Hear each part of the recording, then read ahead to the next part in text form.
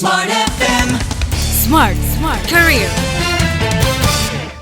Halo, jumpa lagi bersama dengan saya William Darmawan. Kali ini dalam podcast Smart Career. Semua listeners, kita tahu bahwa sekarang hampir semua dari kita memiliki sosial media. Ternyata memiliki branding, melakukan branding di sosial media itu sangat penting. Dan pada kesempatan podcast kali ini kita akan ngobrol-ngobrol dengan ahlinya yang masih sangat muda namun sangat menginspirasi.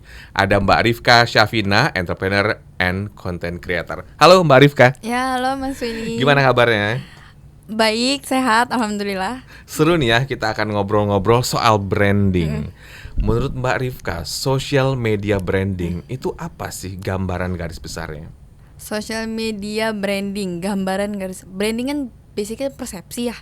Jadi kalau misalnya social media branding berarti persepsi yang kita bangun sih di social media terhadap kita atau brand kita sih gitu. Seberapa penting sih? Misalnya saya seorang host atau mungkin small listeners ada seorang pebisnis, ada juga yang mungkin pedagang gitu ya. Seberapa penting branding itu bagi seseorang yang memiliki akun sosial media?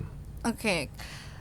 Sebenarnya gini, ditarik ke belakang dulu. Kalau social media itu basically adalah kendaraan. Oke. Jadi kalau misalnya kita punya purpose yang ketika memakai social media sebagai kendaraan itu bisa lebih cepat tercapai purpose-nya itu, maka perlu misal jadi business owner gitu. Dia pingin bisnisnya lebih terkenal gitu ya.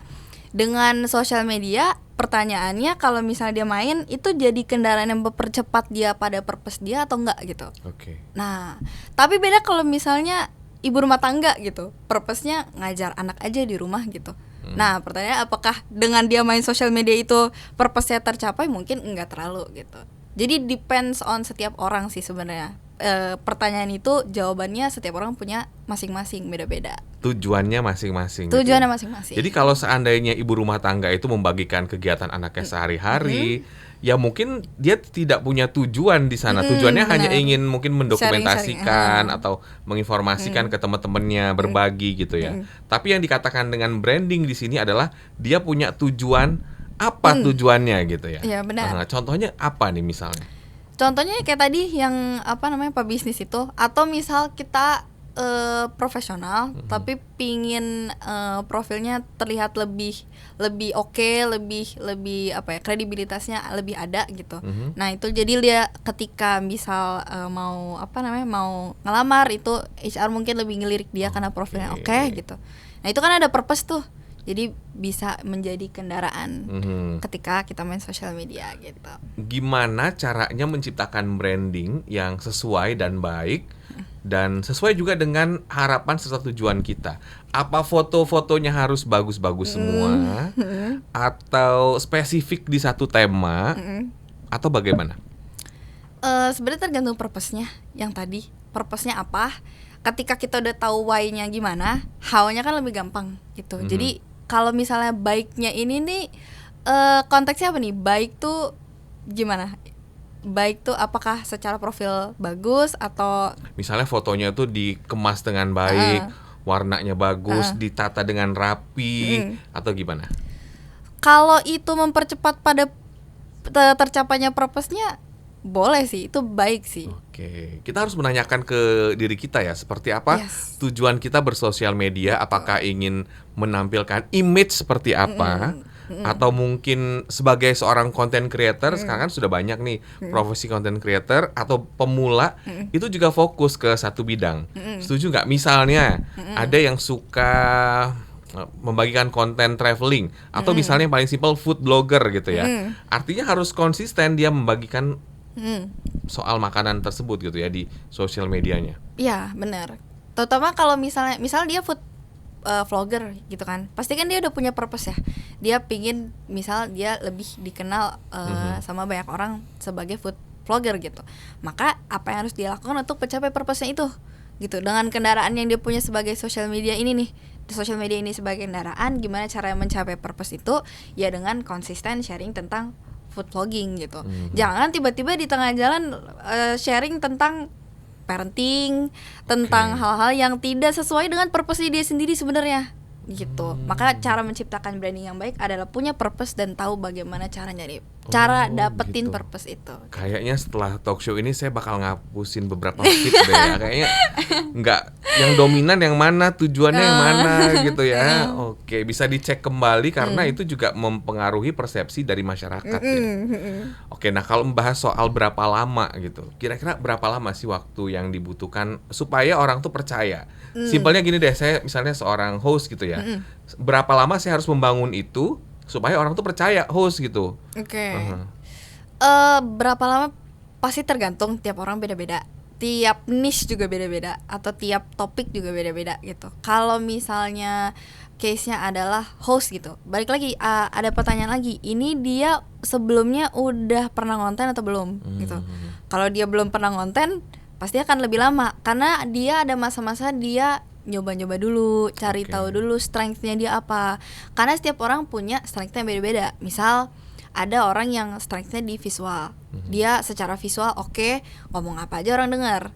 Tapi ada orang yang secara pembawaan dia misalnya bisa membawakan sesuatu dengan lucu atau menarik gitu. Nah, jadi dia ada masa-masa di mana dia itu akan mencari strength-nya dia di dalam konten ini apa gitu. Nah, itu berpengaruh besar terhadap berapa lama tuh tadi pertanyaan tadi gitu. Jadi tiap orang pasti punya masanya sendiri-sendiri sih. Cuman kalau branding sudah pasti dia jangka panjang. Nggak mungkin jangka pendek dia. Karena branding kan gimana cara kita diingat gitu kan. Jadi jangka panjang sih pasti mainnya. Gitu. Kalau branding misalnya pecinta lagu-lagu Korea gitu gimana, Mbak? Maksudnya gimana tuh? Fans Korea banget gitu. Ini Mas Willy mau pecinta Korea gimana? Enggak, kan ada juga yang begitu kadang-kadang. Itu apa, bagaimana? Misalnya dia fanatik terhadap sesuatu gitu ya, fans musik Korea, musik luar negeri, atau juga mungkin fans apa gitu. Itu gimana? Bola gitu. Itu brandingnya yang dibangun tuh gimana? Gimana nih maksudnya? Ya maksudnya caranya atau ya apa yang dipersepsikan oleh masyarakat ketika saya posting misalnya saya suka musik misalnya band sesuatu gitu atau band Korea, itu gimana, apa persepsi dari masyarakat? Saya sebagai fans atau hanya sebagai pecinta musik Korea atau pengamat atau gimana? Sebenarnya tergantung kita mau membangun persepsi seperti apa sebenarnya. Kan persepsi bisa dibangun ya gitu. Jadi sebenarnya kita mau membangun persepsinya ini sebagai apa nih? Apakah sebagai fans aja atau fans fanatik banget gitu atau sampai ahli banget nih gitu. Sebenarnya tergantung kita sih. Kalau persepsi tuh kita harus punya kita dia pengen dikenal sebagai apa dulu. Dikenal gitu. Sebagai apa? Dikenal sebagai apa dulu. Diingat dan dikenal sebagai apa gitu. Jadi ketika udah tahu itunya sebenarnya kita bisa ngatur sih. Kira-kira masyarakat ini pingin mempersepsikan kita sebagai apa, bisa sih. Jadi yang dimaksud ini bukan hanya musik ya. Misalnya aja saya pecinta sepak bola gitu ya. Atau mungkin saya suka dengan band tertentu. Itu juga sebetulnya bisa dibikinkan konten ya. Bisa aja sih. Bisa aja asal itu menjadi purpose-nya dia sih. Dia pengen dikenal sebagai, aku pengen sih dikenal sebagai fans Coldplay Korea. Misalnya gitu. Iya, fans Coldplay misalnya. Ya udah, nggak apa-apa, nggak masalah sebenarnya. Gitu. Cuman apakah itu sesuai dengan purpose kamu aja gitu. Purpose ya. Tapi kan kalau purpose itu biasanya ada harapan juga ingin mendatangkan penghasilan gitu ya. Dimonetisasi gitu. Yang paling memungkinkan atau yang peluangnya besar itu konten-konten atau branding seperti apa sih, Mbak? Kalau tadi kan oke lah, saya sebagai fans bola atau saya sebagai fans band luar negeri atau fans Korea gitu. Itu apa yang paling menjadi cuan gitu di masa sekarang? Kalau misalnya ini pendapatku pribadi ya. Cuman kalau sekarang itu lagi eranya creatorpreneur namanya. Jadi tidak bisa mengandalkan pekerjaan konten kreator ini sebagai pekerjaan utama gitu, karena sangat uncertain, sangat tidak pasti gitu kan. Nah, ketika kita mau menghasilkan sesuatu itu maka kita harus punya purpose dulu. Ini kita harus tahu dulu nih, kira-kira saya misalnya pingin bikin komunitas Coldplay misalnya, yang nanti ketika saya bikin komunitas masuknya harus bayar jadi member gitu. Itu udah tahu kan sumber income-nya dari mana gitu. Nah, ketika kita udah punya purpose itu udah masuk ke purpose kan, masuk ke purpose kita pingin cari penghasilan gitu. Nah, bagaimana cara purpose itu terjadi ya dengan kita bikin konten tentang Coldplay gitu. Jadi funnelingnya cakep tuh, funnelingnya cantik tuh. Jadi kita bikin nyebar awareness kita senang Coldplay, ahli membedah lirik misalnya, sampai akhirnya adalah conversion ke orang-orang jadi member misalnya. Semua gitu. bisa jadi peluang ya. Bisa. Semua bisa jadi peluang di zaman sosial media ini ya. Nah, gimana caranya juga bisa menjaga konsisten dan nahan untuk nggak ikutan tren? Misalnya ya tadi ada kita bikin konten soal misalnya bisnis gitu ya. Tiba-tiba ada godaan konten traveling gitu. Nah, ini gimana? Purpose tadi sih. Oke, purpose lagi ya. Purpose tadi sih. Kenapa harus tergoda kalau tidak sesuai dengan purpose-nya sih? Gitu. Okay. Jadi kalau purpose-nya kita pingin bisnis kita sukses dengan kita main di sosial media, apakah kita posting tentang traveling itu mendukung purpose kita atau enggak gitu? Gitu sih pertanyaannya. Berapa banding berapa biasanya dalam kita bayangkan di TikTok atau Instagram gitu atau di sosial media yang lainnya, berapa banding berapa kalau di sosial media? Berapa banding berapa tuh gimana? Misalnya tadi ya konten soal bisnis. Kita bikin 10 konten, mungkin satu kita sisipkan soal hobi kita atau yang lain gitu. Balik lagi kita ini kan sebenarnya kalau misalnya udah masuknya ke bisnis, kalau sekarang kan ada founder marketing ya, ada istilah founder marketing di mana kita menggunakan social media ini sebagai salah satu channel marketing untuk bisnis gitu kan. Nah sebenarnya untuk porsinya tergantung disesuaikan. Cuman kalau misalnya manusia kan kadang tetap ingin sharing sisi personalnya dia ya, mungkin jangan sebanyak itu. Jadi misal dari 10 konten 9-nya ke arah purpose dia, tapi 1 sharing-sharing aja gitu. Jadi ketika orang ngelihat itu bukan cuma nih orang ngomongin personal branding mulu atau ngomongin bisnis mulu kayak nggak ada kehidupan lain gitu. Jadi liatin sisi humannya juga gitu. Karena wajar kan manusia kalau misalnya dia punya hobi lain selain dari bisnisnya dia gitu. Nah itu nggak apa-apa, cuman porsinya jangan sebanyak itu karena kita masih punya purpose yang pengen dikejar gitu. Boleh nggak sih kita menerapkan branding yang beda banget dengan kehidupan nyata kita? Nah ini kan banyak nih ya gitu ya. Kita lihat di sosial media karena kita kan nggak ketemu langsung gitu di sana. Sebenarnya menarik karena pernah ditanya juga, jatuhnya kan kayak pencitraan ya. Bedanya pencitraan sama personal branding itu cuma satu. Kalau personal branding itu dia dibangun di real life, diiklanin di sosial media. Real life, yes. Nyata ya. Dia harus dibangun dulu di real life. Kalau misalnya di sosial medianya dia ngonten tentang Coldplay, aslinya dia harus suka Coldplay. Oke, gitu. Betul, ya, jangan bohongan gitu. Tapi kalau pencitraan sebaliknya.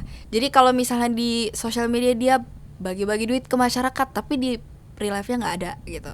Itu jadinya pencitraan gitu. Misalnya dia bagi-bagi sembako di konten ini, tapi sebenarnya di real life-nya dia nggak pernah membangun itu gitu, nggak pernah membangun kebiasaan itu, nggak pernah membangun brandingan seperti itu jatuhnya pencitraan. Jadi bedanya pencitraan sama personal branding cuma di situ. Bedanya kalau personal branding dibangun di real life, diiklanin di sosial media, kalau pencitraan kebalikannya gitu. Makanya kalau misalnya ngelihat orang kok kayaknya beda ya di sosial media sama di real life, mungkin dia bisa jadi jatuhnya pencitraan gitu. Branding itu diikuti dengan kemampuan, keterampilan bisa jadi, dan ilmu yang dia miliki gitu ya, sesuai dengan apa yang dibagikan di sosial media gitu. Kalau pencitraan kan mungkin bisa aja dia memalsukan itu gitu ya, tapi ketika dia harus sharing langsung soal usaha atau branding tentang apa, dia nggak bisa menyampaikan itu, akhirnya jadi runtuh sendiri brandingnya. Bener. Atau pencitraan yang dia bangun. Setuju nggak sih? Iya setuju. Lebih ke trust dari masyarakat sih, kayak ala dia gitu cuma di konten aja gitu. Gitu sih paling. Baik, wah sangat menginspirasi ya perbincangan kita pada kesempatan podcast kali ini. Terima kasih banyak atas waktunya. Dan untuk Anda semua listeners yang tentunya ingin mengikuti konten-konten kita selanjutnya, jangan lupa subscribe channel YouTube Smart FM. Saya William Darmawan mengucapkan terima kasih. Sampai jumpa. Smart FM. Smart Career. Make your future better.